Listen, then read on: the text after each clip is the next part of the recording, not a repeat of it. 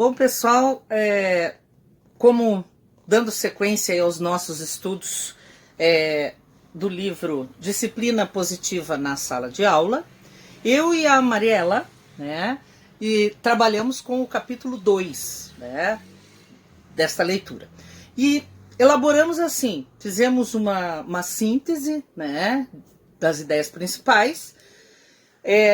Essa síntese foi colocada aqui para vocês, né? Nós vamos disponibilizar também pelo nosso grupo de WhatsApp e também vai ser realizada uma apresentação de slides também com as ideias principais para ficar um pouco mais fácil. Nós pensamos em realizar um trabalho que, digamos assim, customizasse um pouco o tempo da nossa reunião, já que são tantas coisas que a gente tem para tratar e o tempo é tão restrito, né?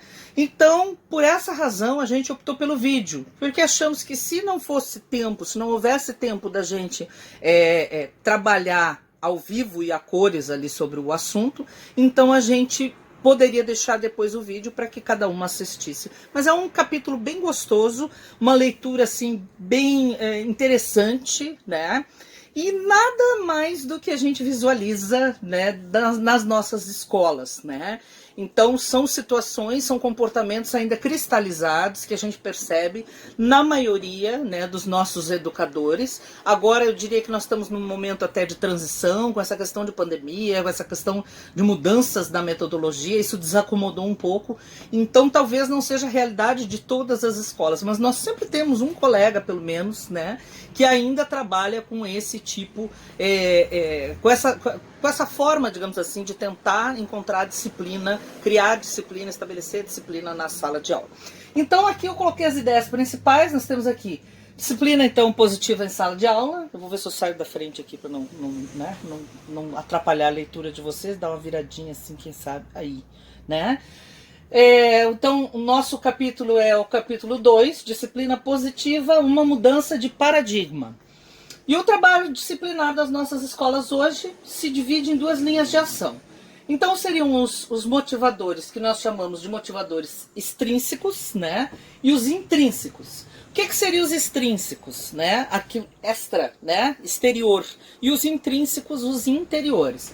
Então, nos motivadores extrínsecos, que é utilizado pela maioria, nós baseamos a disciplina, a obtenção da disciplina, a conquista da disciplina com punições e recompensas, que vão nos impor consequências como a dependência, né, do professor, o medo, né, de reagir, de dizer alguma coisa, o conformismo com a situação, a necessidade constante de aprovação dos outros.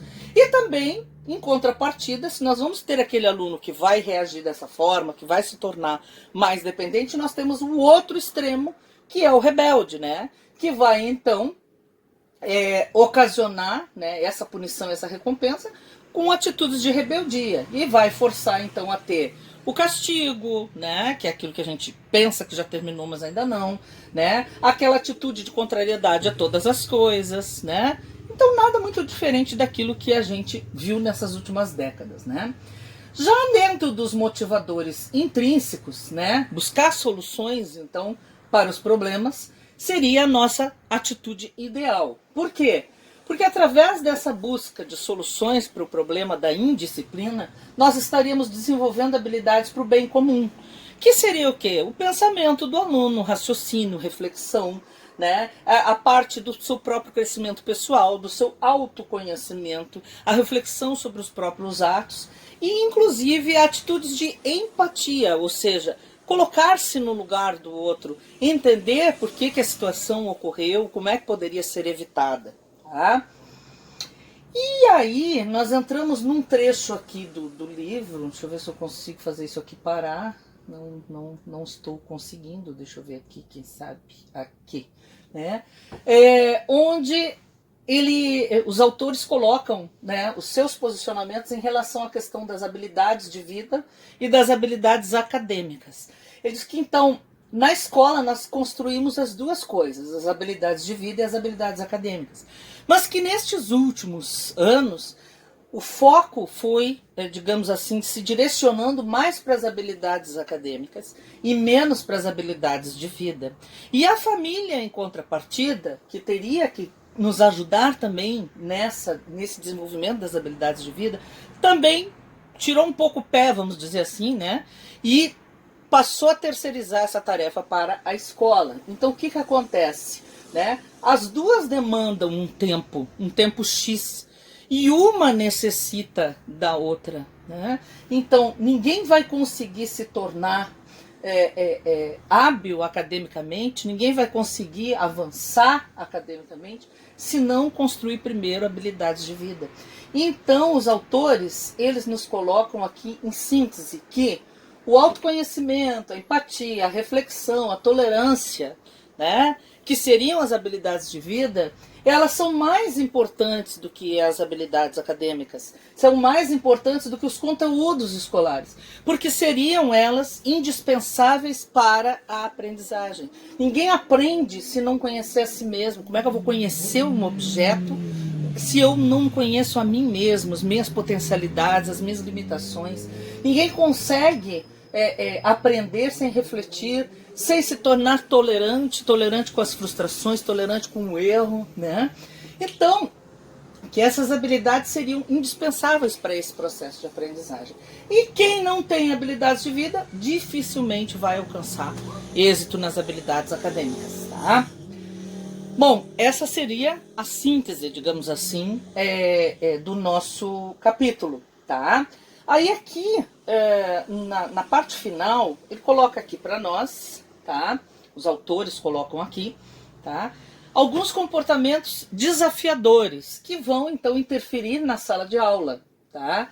Mas que o manejo do professor, o método que ele utilizar, vai ser determinante para o sucesso ou fracasso do seu método de ensino. E aí ele dá um exemplo, que é o exercício do mandar e do perguntar. Ele diz o seguinte, que quando o professor manda, ele cria automaticamente uma resistência no aluno, algo como diz, não aceita, não, né? Que seria natural, um ímpeto natural, um instinto natural.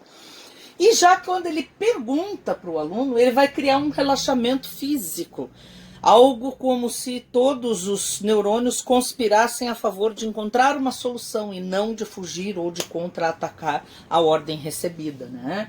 E aí ele dá alguns exemplos práticos, né? Que ele diz o seguinte, que quando ele chega para o aluno, né, e diz, tu vai, né, sei lá, levanta, né, fica quieto, né, numa ordem, por exemplo, cala essa boca, vamos pegar um exemplo bem prático. O que acontece? O ímpeto do aluno, o instinto é justamente de contrariar. Mas quem é tu para me fazer cala a boca, para mandar eu cala a boca, né? Agora, se tu te perguntar, mas por que tu tá conversando tanto? O que tu tem hoje?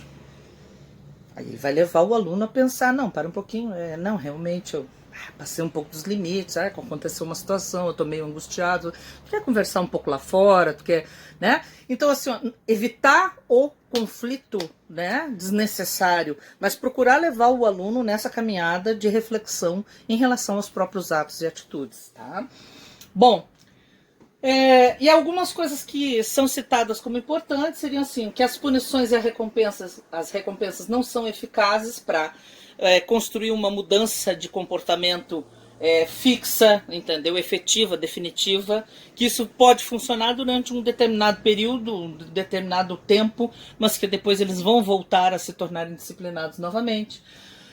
Que o comportamento humano pode ser comparado a um iceberg, que a gente só enxerga a superfície, mas não vê o que está por trás daquilo ali. Então, daí a necessidade, inclusive, do nosso trabalho na orientação, né, de procurar verificar o que a gente pode fazer para ajudar essa criatura, o que mais que tem por trás desse comportamento, né? E aqui também a afirmação de um psicólogo, aqui, o Rudolf Dreikor, afirma que as crianças tomam decisões subconscientes baseadas em suas experiências de vida. As experiências que ela tem sobre si mesma, sobre o mundo, sobre os outros, né? E essas decisões é que vão afetar o comportamento dela. Então, as crianças que se comportam mal, elas estão desencorajadas, elas acreditam que elas não são aceitas, que elas não são importantes. E essa insegurança vai causar mau comportamento, já que eu não me adapto, já que eu não sei fazer nada, já que eu não, né? Então, ela se desencoraja de agir de uma forma positiva. E já o contrário, né? Se ela se sentir segura, ela vai então ter mais interesse em avançar e em progredir nessa parte aí, tanto disciplinar quanto da aprendizagem, tá? E aí, finalizando os 3 R's da punição. Isso aqui eu achei muito legal, né? Porque faz tipo uma analogia com aquele programa de qualidade, o 5S, né? Então eu achei legal também.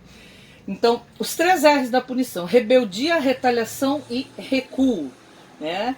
Então, primeiro, né, a parte da rebeldia, depois eu simplesmente contrario tudo, faço a retaliação e também recuo, né, ao invés de me aproximar, de estreitar o vínculo com o educador, né? Então, para efetuar qualquer mudança de paradigma na questão disciplinar, é imprescindível encontrar estratégias de encorajamento e reforço positivo para serem aplicadas na sala de aula. E aí a gente vocês vão dizer, poxa, mas aí vai chover no molhado, quantos anos a gente fala em reforço positivo? É exatamente isso, gente, reforço positivo.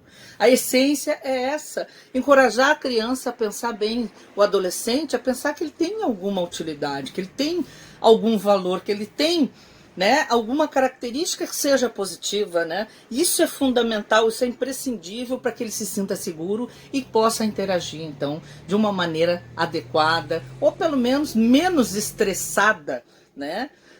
Consigo mesmo, com os colegas, com os professores dentro da escola, certo? Então seria isso. Aqui tem também uma dinâmica que os autores citam, que é a dinâmica das qualidades num cartaz, para ser realizada no início do ano, né? Então, assim, que ao invés da gente já sair com aquele rótulo, a professora do ano passado me disse que tu é assim, assim. Não, a gente pensar em qualidades, né? E aí cada um escrever a sua principal qualidade, a gente colocar isso no mural, quer dizer, para aquela criança, aquele adolescente ser referência, né, para os outros em relação àquela característica específica, tá? E perguntar ou mandar, a dinâmica do preciso de um abraço também, né? E algumas outras, certo? Então seria isso. Muito obrigada!